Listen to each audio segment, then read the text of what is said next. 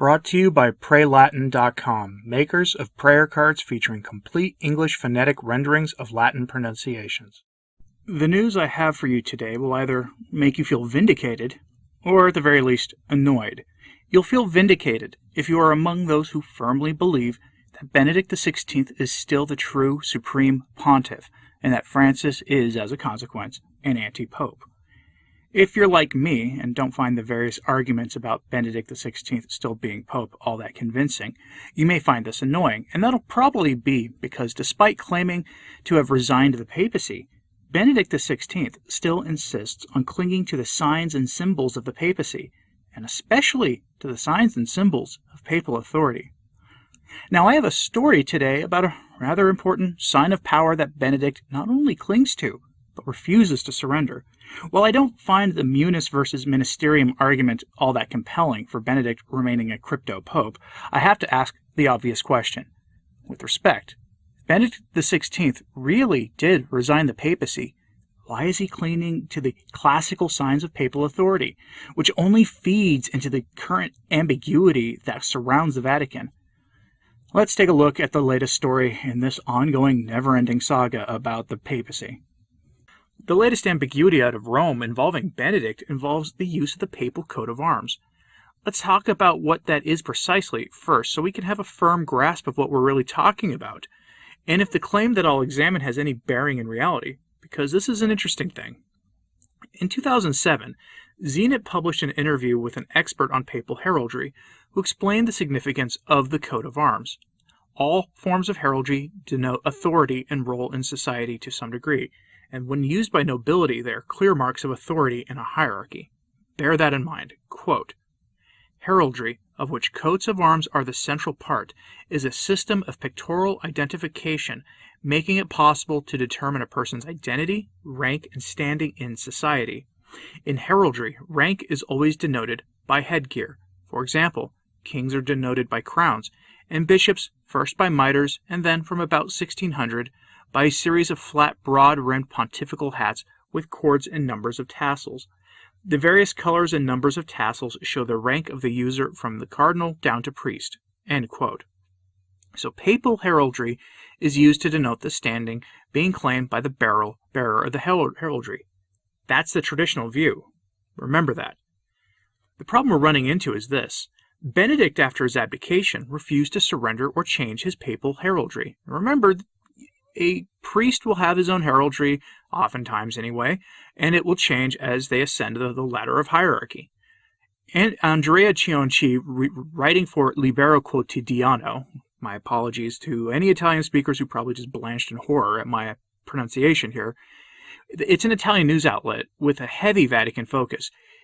He is the one who broke the story that Benedict refused to change his papal coat of arms. Now, what comes to mind is something Benedict said elsewhere about this, and I feel compelled to give you this statement from Benedict before we look at what Mr. Cionci reports, because I want to dial back the sensational nature of the story a bit, because it does lend itself to that. In numerous statements given at the time in 2013, Benedict said that he would continue to use his papal name, and wear white and live in the Vatican and all the rest that we are all too familiar with. This was, of course, a clear break from the last major time this happened, when Pope St. Celestine V resigned the papacy and resumed his life in a monastery under his lay name and wearing the robes of a monk and not the traditional papal garments associated with the papacy. Benedict has a clear attachment to those trappings. Now, whether it's a right-ordered attachment is not for me to say, and I don't mean to imply that there is a problem of a personal kind there. But note that he has kept most of the trappings of the papacy, surrendering only the staff, ring, and red shoes of the Supreme Pontiff, while keeping the name and basic garments, while inventing a new title for himself, Pope Emeritus, a title that has never existed in the history of the Church. Now, it's worth noting here that even in 2013, people were pointing out how boneheaded this whole thing was, how very badly the Vatican was handling this, which was in a backhanded way a critique of how Benedict decided to handle this. In an interview with NPR's Philip Reeves in 2013, historian Thomas F. Noble says this, quote, "While Celestine's edict may have laid the groundwork for a papal resignation, it didn't offer much in the way of how exactly to carry that out," says Thomas F. X. Noble, a history professor at the University of Notre Dame in Indiana. The Code of Canon Law doesn't spell out in detail what you have to do, he says. I say with all due respect that Vatican officials are making it up as they go along because they don't have any experience to guide them, Noble says. End quote. Making it up as they go along could easily be seen as the more reasonable explanation to everything we've seen, but could also be that the other claim is true, that Benedict is signaling something, though frankly at this point I have no idea why he'd do that or what it is he's signaling because he contradicts himself so much in this, which we'll get to at the end. But let's bear that in mind, that they could just be fumbling and stumbling their way through all of this, and that the St. Gallen types in Rome are clearly hoping Benedict goes to our Lord soon, so that this whole question will go away with him. That's pretty obvious at this point, and I think we could all agree on that, despite wherever you may be sitting on this question. But back to the Italian journalist whose name I've butchered at least twice now, and he gives us this tidbit. As part of fumbling their way through things and making it all up as they go along, the Vatican's cardinal expert in heraldry reached out to Benedict to offer to change his coat of arms to reflect his alleged emeritus status. Quote, in February 2013, after the alleged resignation of Pope Ratzinger, Cardinal Lanza wrote to Benedict XVI offering to modify his coat of arms, to adapt it to the new status of Pope Emeritus, which as we have seen is a non-existent legal institution.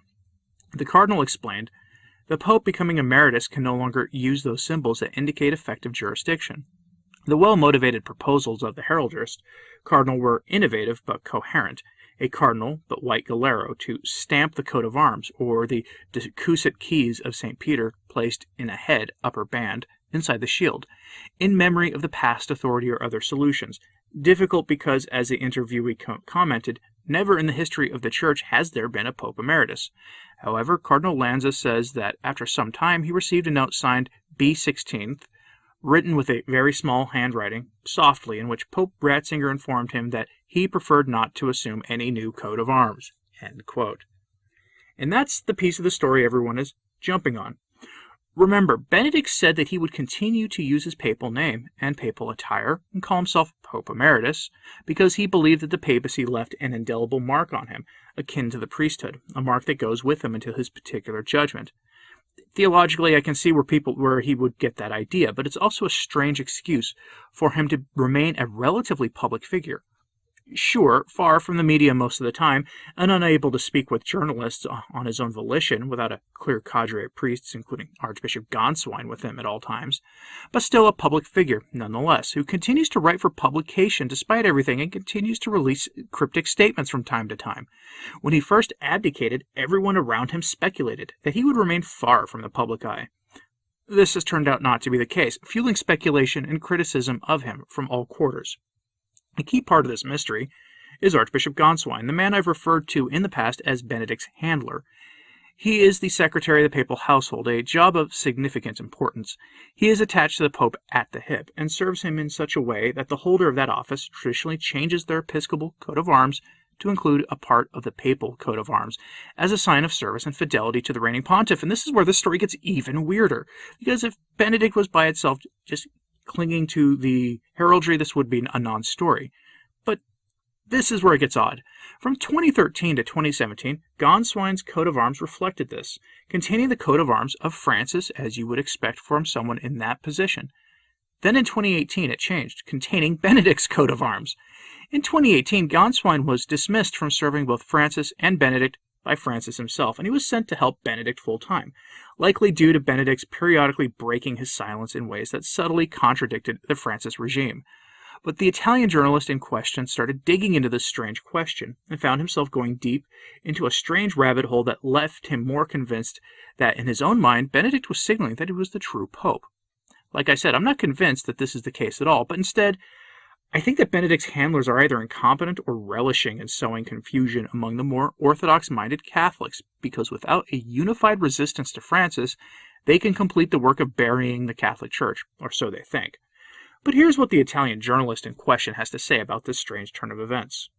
Quote, now you must know that Monsignor Gonswine is not only the secretary of Pope Benedict, he is also the prefect of the papal household and the holder of this prestigious role. Traditionally combines his coat of arms with that of the reigning pontiff. In fact, we read here that since 2017, Monsignor Gonswine has officially updated his coat of arms, where his shield, blue to the golden dragon, surrounded by a star, has been quartered with Bergoglio's shield, blue with the nard flower, the star, and the Jesuit sun. Consistent, given that the Vatican still considers Francis the reigning pope. And instead, as you'll see above, both the letters of 2018 and the one we received a few days ago bear the old coat of arms of Archbishop Gonstein, quartered with the shield of the Pope reigning, Benedict XVI, complete with a dark brown head, shell and bear. Therefore, it is a habitual heraldic use of Archbishop Gonstein, documented since 2018. Moreover, when he had not yet undergone the downsizing of his duties as prefect of the papal household, by the will of Bergoglio. Now, why is the prefect of the papal household, despite having a new Bergoglian coat of arms since 2017 and formally recognizing Francis as reigning pope, has been using the one relating to the reigning Pope Benedict XVI for the last 3 years? Is it a matter of taste, of affection? What matters is this, however. Since Archbishop Gonstein is the closest person in the world to Pope Ratzinger, he is undisputed, unless we consider his mail managed by others behind his back, as would always happen in an impeded session, that the use of this precise coat of arms by the prefect of the papal household is, at a minimum, known, tolerated, if not explicitly requested by Benedict XVI, who cannot ignore its disruptive meaning, that he is the reigning pope same. The coat of arms are not merely decorative motifs, but, as specified by Cardinal Montezemolo, are the symbol of a very specific authority and role. The use of the coat of arms for a ruler is not to be considered only personal, but also in concession to the authorized third parties for specific reasons.